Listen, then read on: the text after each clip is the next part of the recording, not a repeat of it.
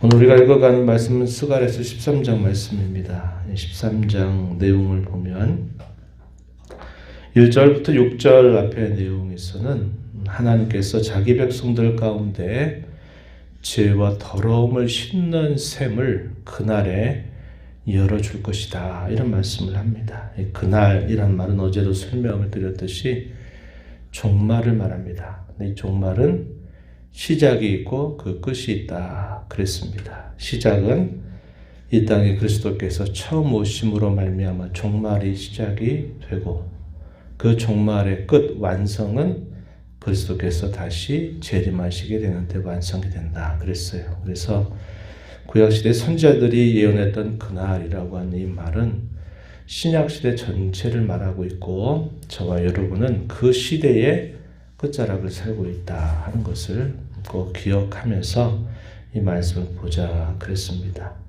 그래서 이 그날은 종말의 시작이 될 때, 즉 그리스도께서 다시 오셔서 그분의 하신 일을 통해서 이제 자기 백성들의 죄를 씻는 셈이 활짝 열리게 될 것을 말씀하는 겁니다. 예수 그리스도의 죽으심과 부활을 통하여 자기 백성들의 죄를 씻는 이 사죄의 은혜가 풍성하게 부어지게 될 것을 예언해 주는 그런 말씀이 된다 하겠습니다. 그래서 죄와 더러움을 씻는 셈이 그들 가운데 열리게 된다, 이 말씀이 1절부터 6절까지, 그리고 7절, 8절, 9절 요 마지막 부분은 그 이후에 있게 될 일에 대하여 예언해 주는 말씀이죠. 불같은 시험이 하나님의 백성들에게 있게 될 것인데, 그런 시험을 통해서 하나님의 백성들은 결국 연단받아서 하나님은 그들과 더불어서 진정한 언약 관계를 새롭게 하실 것을 예언해 주는 말씀이 이 뒷부분에 해당이 되는 말입니다. 먼저 앞부분의 내용을 좀 보시면 1절에 그날의 죄와 더러움을 씻는 셈이 다윗의 족속 예루살렘 주민을 위하여 열릴 것이다. 예수님께서 이 땅에 오셔서 하시는 그 일을 통해서 자기 백성들의 모든 죄를 정화하고 깨끗하게 하는 그런 셈이 그들에게 열린다, 그것을 말해줍니다. 요한복음 7장 37절 38절 이 말씀에 보면은 누구든지 목마르든 내게로 와서 마시라. 나를 믿는 자는 그 배에서 생수의 강이 흘러나리라, 이런 말씀을 하신 바가 있습니다. 그래서 이 생수의 강, 이걸 뭘로 설명하냐면 성령께서 오셔서 자기 백성들 가운데 진정한 회개를 통해서 그들로 하여금 죄사함의 은혜가 그들에게 부어질 것을 말씀하는 것으로 친히 사도 요한이 설명을 해주고 있어요. 성령께서 어떻게 오시게 되는 겁니까? 예수님께서 이 땅에 오셔서 자기 백성들을 위한 모든 구속의 사역을 완결하신 것을 보고 성부께서 성령을 이 땅에 보내주신 것이다 하는 것입니다. 그래서 그 성령을 통하여 이런 죄를 용서받는 은혜가 자기 백성들 가운데 흘러 넘치게 된다, 이것을 말씀해 주고 있는 것입니다. 그래서 우리가 이 스가랴 13장 1절의 말씀은 바로 예수님의 죽음과 부활하심, 그리고 성령께서 오셔서 이루실 이 구원의 은혜를 예언해 주는 말씀이다 하는 것을 우리가 보게 됩니다. 그러면서 동시에 어떤 일이 있게 될 것인가? 더러운 영에 의존하는 모든 우상들과 예언자들은 다 제거될 것이다, 이렇게 말합니다. 2절 말씀해 보세요. 만군의 여호와가 말하노라. 그날에 내가 우상의 이름을 이 땅에서 끊어서 기억도 되지 못하게 할 것이다. 거짓 선자와 더러운 귀신을 이 땅에서 떠나게 할 것이다 라고 말씀합니다. 진리의 영이신 성령께서 오시면 그런 모든 거짓 선지자들과 거짓 가르침들이 다 제거될 것을 말해 주는 겁니다. 물론 이 말씀은 누구에게 해당되는 말씀일까요? 하나님의 백성들에게서 제거된다 하는 겁니다. 구약시대 그리고 선지자들이 활동했던 그 긴 세월 동안 끊임없이 있었던 일들이 하나님의 백성이라 칭함을 받는 자들 가운데서 끊임없는 그 어린 선지자들이 일어나서 그 백성들을 잘못된 길로 인도하고 하는 그런 일들이 있어 왔던 것입니다. 진리의 성령 그분이 오시면 자기 백성들에서 그런 모든 것들을 다 제거하실 것을 예언해 주는 말씀이 돼요. 그에 대한 구체적인 몇 가지 예들이 3절에서부터 6절까지 쭉 소개가 됩니다. 3절에 보면 사람이 아직도 예언할 것 같으면 그 낳은 부모가 그에게 이르기를 내가 여호와의 이름을 빙자하여 거짓말을 하니 살지 못한다. 부모가 그가 예언할 때 칼로 그를 찌를 것이다. 4절에 그날에 선지자들이 예언할 때 그 환상을 갖기 부끄러워할 것이며 사람을 속이려고 털옷도 입지 않을 것이다. 거짓된 선지자들이 그 예언 때문에 수치를 당하게 되고 부끄러움을 당하게 될 것을 말하고 자신의 그 잘못된 행실들에 대해서 내가 그런 일을 한 적이 없다라고까지 말할 만큼 그러한 일이 있게 될 것이다. 이렇게 말하는 겁니다. 신약시대가 되면은 더 이상 선지자가 따로 세워지는 직분이 필요 없어지죠. 제사장도 마찬가지요. 또 왕이라고 하는 것도 마찬가지입니다. 그래서 예수님께서 하시는 그 모든 메시아로서의 이 세 가지 직분들을 다 해서 완결을 짓게 된 이후로는 더 이상 선지자 같은 그런 직분이 없어요. 다만 기록된 그 말씀을 잘 풀어서 가르치는 목사 혹은 교사가 있을 것이다 하는 겁니다. 그것은 그들이 계시를 받아서 말하는 자들이 아니라 그들은 이미 완결된 계시를 잘 풀어서 성령의 지도와 도우심 가운데서 주님의 양떼를 잘 가르치고 먹이는 일을 하는 일일 뿐이에요. 그래서 오늘날 마치 예언자가 또 있다. 또 옛적에처럼 또 다른 사도가 있다라고 말하고 주장하는 자들은 다 잘못된 자들입니다. 거짓 선지자들이에요. 적그리스도와 같은 이들이다 하는 겁니다. 그러한 일들이 우리 주위에도 여전히 일어나고 있어요. 신사도 운동 여러분 들어보셨나요? 그런 일들이 일어나고 있다 이 말입니다. 지금도 계시를 받는 자들이 있다 이렇게 말해서 마치 하나님과 자기와 아주 직속관계를 이루고 있는 것처럼 주장하는 자들이 있는데 다 잘못된 것입니다. 미혹받는 일을 하지 않도록 우리가 주의를 기울여야 될 대상들이죠.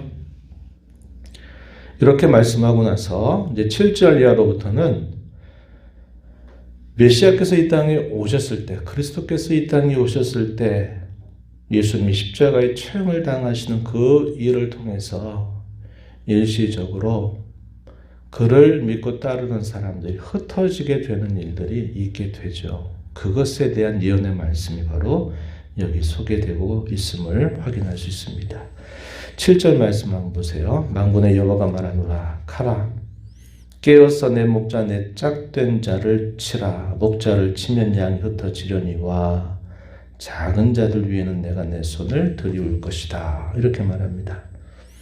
여기 내 목자 내 짝된 자 우리가 앞에서 읽었던 말씀처럼 두 목자 가운데서 거짓된 목자를 말하는 게 아니라 여기서는 진정한 목자를 말하는 겁니다. 누구를 예언하는 말일까요? 그리스도를 예언하고 있는 말이 된다 하는 겁니다. 메시아께서 이 땅에 오셔서 칼에 찔림을 당하고 그가 죽으심을 당하게 될 때 그의 양떼들이 흩어지게 될 것을 말해주고 있는 것입니다. 그래서 복음서 기자 가운데서 마가는 예수님이 십자가에서 죽으신 그 사건을 설명하면서 이 말씀을 인용하면서 이 말씀이 성취된 것이다 이렇게 소개를 합니다. 마가복음 14장 27절 말씀에서 그것을 이야기해주고 있어요. 예수님 십자가에 처형을 당하실 때 그와 함께 3년 가까운 시간 동안 함께 동고동락했던 제자들마저도 일시적으로 흩어져 버리게 되죠. 그래서 그들이 흩어지게 되는데, 그러나 그들이 다시 모아지게 되는 그 일이 있어서 그들이 결국 예수 그리스도의 복음을 이제 온 땅에 전하게 되는 그런 역사가 있게 되는 것을 우리가 기억할 수 있게 되죠. 그 양떼 가운데서 3분의 1은 불 속에서 연단을 받게 될 것이고, 하나님은 그들의 기도에 응답하시고 그들을 내 백성이라 부르실 것이고, 그들은 하나님을 향하여 우리 하나님이라 이렇게 고백할 때가 오게 될 것이다, 이렇게 말씀을 하십니다. 반면에 3분의 1은 그들이 환난 가운데서 결국은 죽임을 당하게 된 일이 있게 된다, 이렇게 말씀을 해줍니다. 8절 말씀에 보면 여호와가 말하노라, 이 온 땅에서 3분의 2는 멸망하고 3분의 1은 거기 남을 것이다. 내가 3분의 1을 불 가운데 던져 은같이 연단하며 금같이 시험할 것이라. 그 결과 그들이 내 이름을 부르리니 내가 들을 것이고, 나는 말하기를 이는 내 백성이라 할 것이요 그들은 말하기를 여호와는 내 하나님이시라 하리라. 내 백성, 내 하나님, 언약의 아주 중요한 공식이다. 제가 누차 설명을 드리는 부분이죠. 하나님과 언약의 관계를 표현할 때 가장 정형화된 표현이 바로 이겁니다. 하나님은 우리의 하나님이 되고 우리는 하나님의 백성이 된다, 이 표현입니다. 연단받고 정화된 그들이 하나님과 새로운 언약 관계를 맺게 될 것을 표현해 주고 있는 말씀이 됩니다. 하나님은 자기 백성들에게 이런 불같은 시험을 겪게 하셔서 그걸 통하여서 그들을 정화하고 단련하고 그들을 영화롭게 하시는 분이시다 하는 것을 이걸 통해서 우리에게 잘 보여주게 됩니다. 초대교회 역사를 봐도 그렇잖아요. 그죠? 초대 역사를 쭉 봐도 고난과 시련과 박해 속에서 교회는 더 단단해지고 연단받아서 더 이 복음의 역사를 이루어가게 됐던 것을 우리가 잘 기억하는 것입니다. 그래서 오늘 우리가 읽는 이 스가랴서 13장의 말씀은 자기 백성들을 구원하신다, 그들의 죄를 정화하시고 그 백성들을 단단하게 연단하셔서 하나님과의 진정한 언약의 관계 안으로 그들을 인도하실 것에 대해서 예언해 주는 그런 말씀이 되고 있다 하는 겁니다. 로마서 5장 3절로부터 5절 말씀에 보면은 이런 말씀이 있어요. 환난 중에도, 다만 이뿐 아니라 환난 중에도 우리는 즐거워한다. 그 이유는 그 환난이 가져다 주는 유익이 너무나 크기 때문임을 설명합니다. 환난은 인내를, 인내는 연단을, 연단은 소망을 이루는 줄 알기 때문이다. 그래서 환난 중에서도 성도는 즐거워한다, 이렇게 가르쳐 주고 있습니다. 우리가 환난이나 시련이나 고난을 대하는 태도는 항상 이 목적이 있다는 것을 우리가 기억하고 그것을 우리가 대처하는 것이 대단히 중요하다 하는 것을 꼭 잊지 말아야 하겠습니다. 오늘 이 말씀 보면서 먼저 우리는 예수 그리스도로 말미암아 우리의 모든 죄가 깨끗하게 정화되고 씻음을 받는 이 사죄의 은혜를 받았음에 대하여 우리는 하나님께 늘 감사하는 마음을 잊지 말아야 하겠습니다. 심판 가운데서도 긍휼을 잊지 아니하시는 그 하나님은 항상 그 가운데서도 남은 자들을 두시고 그들을 연단하고 그들을 정화하여서 정련해서 하나님의 백성으로, 참된 하나님의 백성으로 만들어 가시는 분인 줄 알고 우리가 인생 가운데 만나는 여러 시련이나 어려움에 대하여서도 즐거워하는 마음을 가지고 그것을 잘 감당하도록 지혜와 능력을 구하며 나아가는 저와 여러분이 되어야 하겠습니다. 오늘도 이 말씀을 간직하며 또 이 하루 힘내서 주 안에서 살아가는 저와 여러분 모두가 되기를 진심으로 바랍니다. 하나님 아버지, 이 새벽 시간에도 저희들을 깨워주셔서 오늘도 새날을 허락하시고 또 생명을 주신 아버지 앞에 나와 찬양과 경배를 드리며 오늘도 앞서 행하시면서 저희에게 주시는 말씀을 또다시 듣게 하신 것 감사합니다.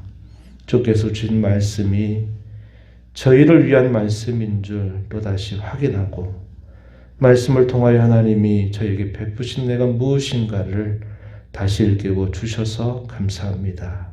이 땅에 오신 예수님을 통해서 죄와 더러움을 씻는 진정한 샘을 활짝 열어주시고 저희들을 그곳으로 초대하여 저희가 주 앞에 모든 죄를 용서받는 하나님의 자녀로 또 부름을 받고 인치심을 받게 하신 것을 참으로 감사드립니다.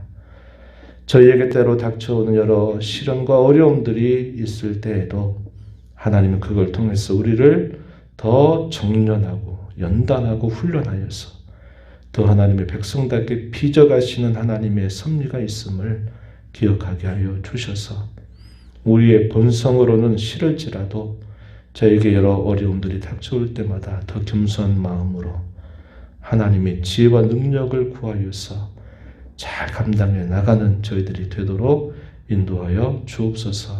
은혜의 보호자 앞에 나왔습니다. 아버지, 은혜를 구하는 모든 심령들의 간구를 기울여 주시고 응답하여 주시기를 바라오며 예수님 이름으로 기도하옵나이다. 아멘.